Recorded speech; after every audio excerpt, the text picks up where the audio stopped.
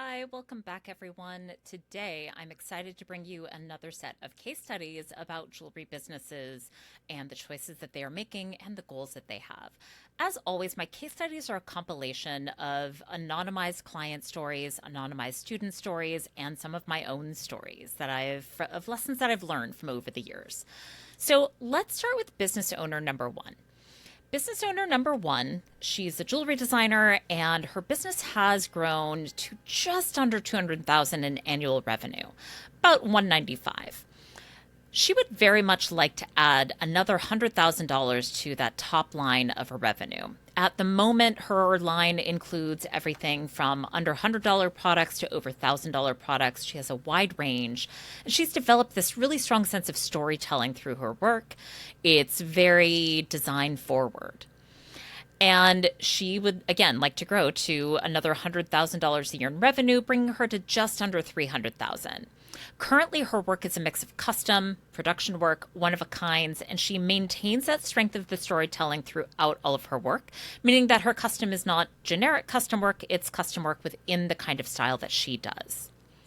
Now, business owner number two, her business is at $250,000 a year. And she knows that she needs to grow a little bit. And currently in her business, she has leaned all the way into the luxury price point. She doesn't have anything under $500. She focuses a lot on premium materials and telling a story. Again, you're going to sense a common theme. These are both storytelling designers. But she feels like she's at the upper end of her growth, but doesn't really want to staff up. She just wants to increase profit and a small growth to her audience to increase the number of current clients that she has. So in both cases, these were designers who had very scrappy starts. They built slowly and then gained sudden awareness. And we're going to put the word sudden in quotation marks because I think if you've been at this for any length of time, you know that there's a lot of work that you might put into it before you even get recognized for the work that you're doing. So that sudden awareness, we'll put it in air quotes. In both cases, they spent time behind the artistry of what they do. And for both of them, more importantly, that artistry is a big part of their success. People are coming to them because of the artistic work that they make. And in one case of premium materials, they both work in nothing below sterling silver. So there's no bronze, there's no brass, there's no copper. But one is leaned almost all the way into 18 karat gold. Both of them made these decisions to be design forward and materials forward, and it's been a winning strategy for both. I would argue that for both of them, it is why customers keep coming back. It's really done a lot to build trust with their audiences. And in both cases, the common theme that I would have for them is that I would be encouraging them to maintain that as core part of their brand because it's a lot easier to promote when you have that design sensibility behind you. Now, the other thing is that in both cases, these designers spent a lot of time hands-on making. They haven't really outsourced a ton of their business to other manufacturers. One designer might use some casting, the others all fabrication. Both of them outsource, of course, their stone cutting. They're buying stones already cut, so haven't taken on lapidary as their work. But for the most part, they're doing a lot of the making in-house still. That has not shifted too much. And both of them also started off selling anywhere and everywhere that they could be.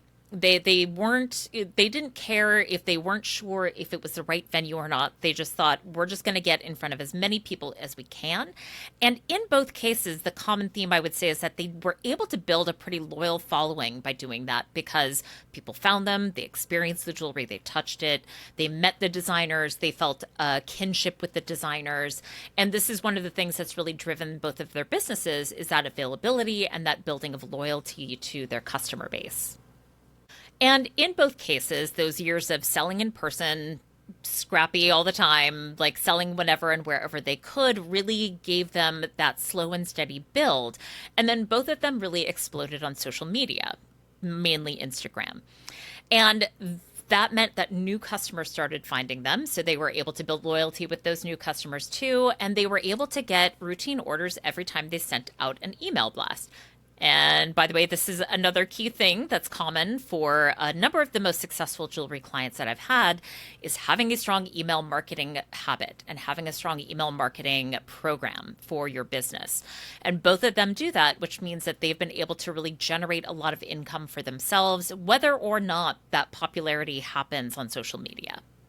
So let's talk about business owner number one. Again, this is the business owner that's at about 195K in annual revenue, and they want to add $100,000 more a year in annual revenue and really beef up the top line of their business. So the big question that I would sit down and ask them is, what do you need? But the bigger question that I would ask is, what is your timeline?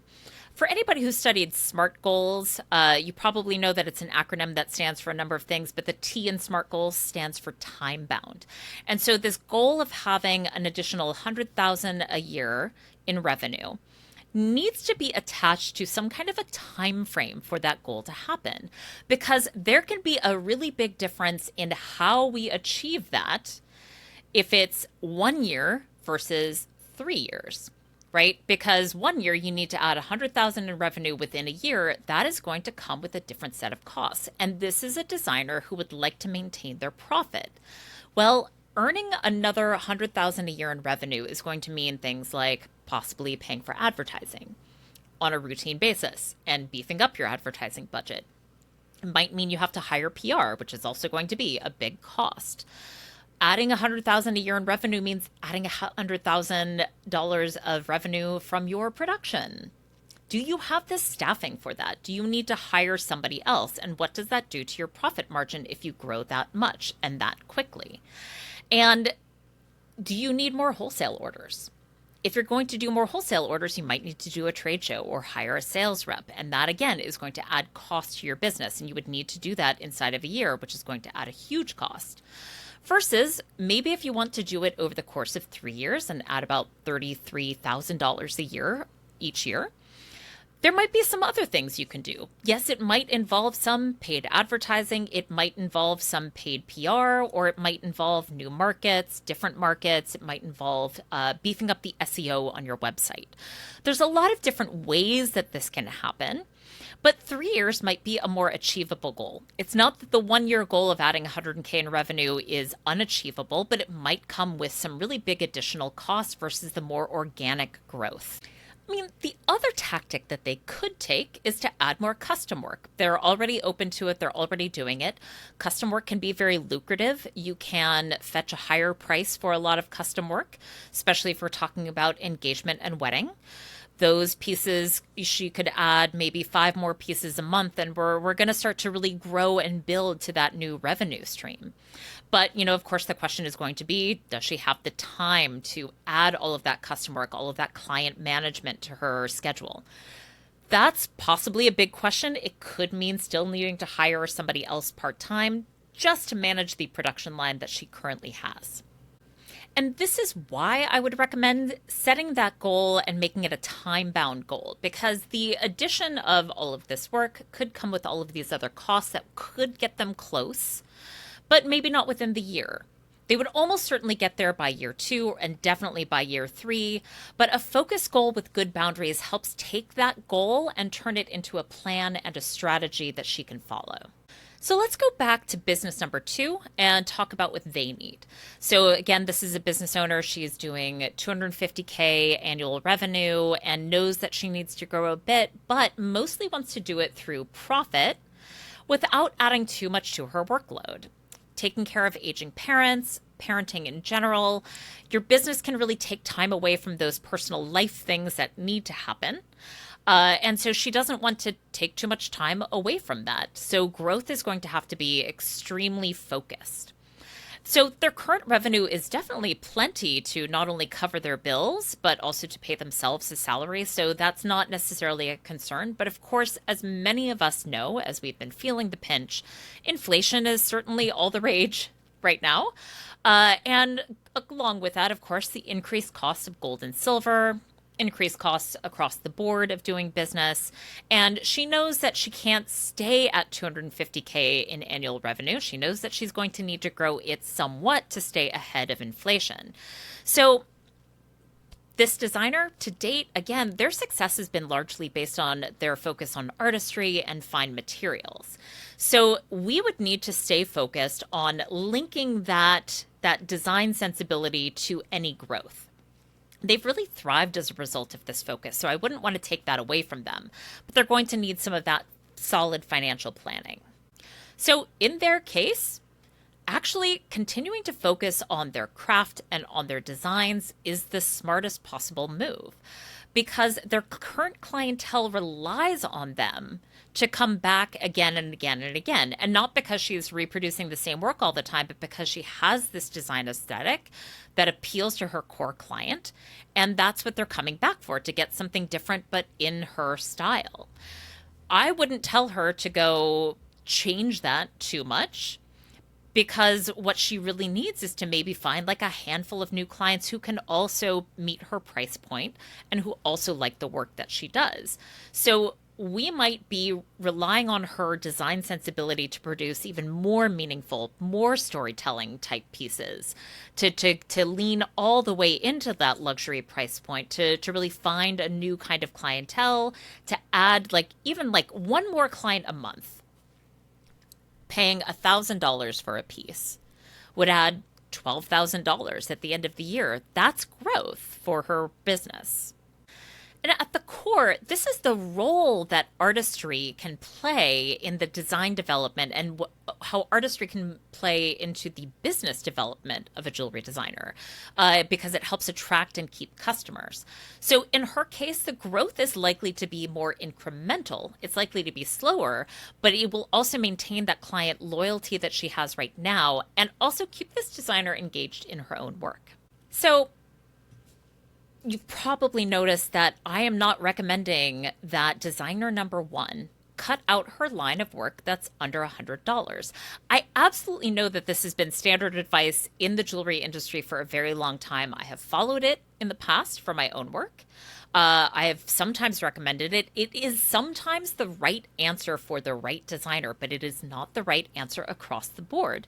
In this case, this designer has built up enough clients who will pay that amount that it's a routine source of cash flow for her business. And because she is always focused on profit, the profitability per piece is still there. So if she charges $90 for a piece, but she's making $70 per piece, that is still a decent profit margin.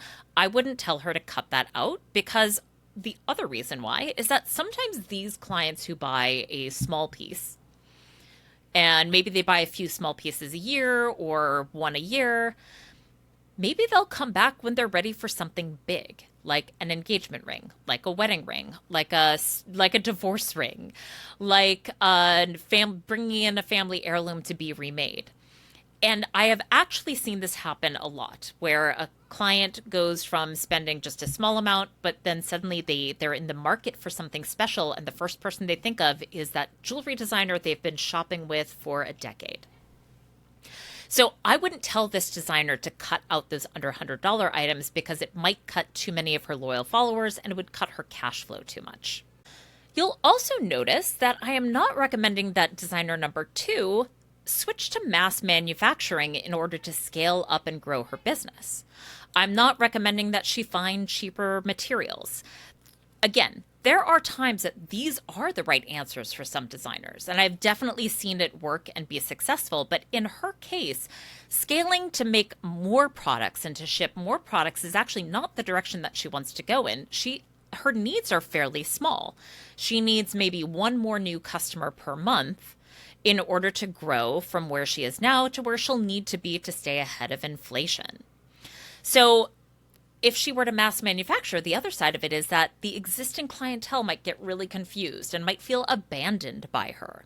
They might not follow her to the mass market pieces, because what they're coming to her for now are these specialty pieces. They're one of a kind, they're bespoke, they're fine materials, they have her ideas behind them that shine through.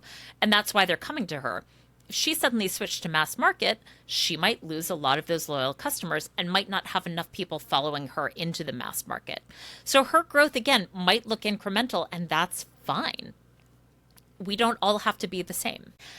And to be honest, the idea that there's like a single path for every jewelry designer, every jeweler, every jewelry store to follow has always rubbed me a little bit the wrong way. And the way I think about it is there is room for the basic pieces that Gap Inc. sells of clothing in their store. And there's also a place for the more fashion forward missione, right? It's not like there's no customers for either one. There are definitely customers for both. And in some cases, a single line, even if it's artisan, can appeal in both directions because Lord knows, like there's customers out there for almost all kinds of jewelry, anything that you'd want to sell, from the teeniest, tiniest studs, from the biggest statement hoops. So I think that there can be a place for success for designers selling those under $100 price points and the over $1,000 price points. And sometimes that success can exist within the same line. And that's why I tend to individualize my advising to clients, because I need to examine their business and their customer base and see what they need. And also, we sometimes need to look at whether or not they're following their own path, or are they following a carefully constructed path laid out by somebody else? And is that path right for them? Because in these two designers' cases, they're pretty close in revenue, but they have very different ways of getting there. And they have both been successful. They have both been profitable. They have different goals right now based on their own individual needs. And so their paths to success, their paths to get to these goals will naturally look very different, and they will be making different choices. In both of their cases, they've cultivated the audiences that have continued to follow them. They've cultivated the audiences that continue to meet their needs. And I wouldn't want them to alienate the audiences that they have. So their answers for growth are going to look different. And the idea is not to come up with this single formula for success, but to come up with your own formula for success that looks like what you want it to look like. Thank you so much for joining me. Please remember to hit like and subscribe, and I hope to see you again sometime.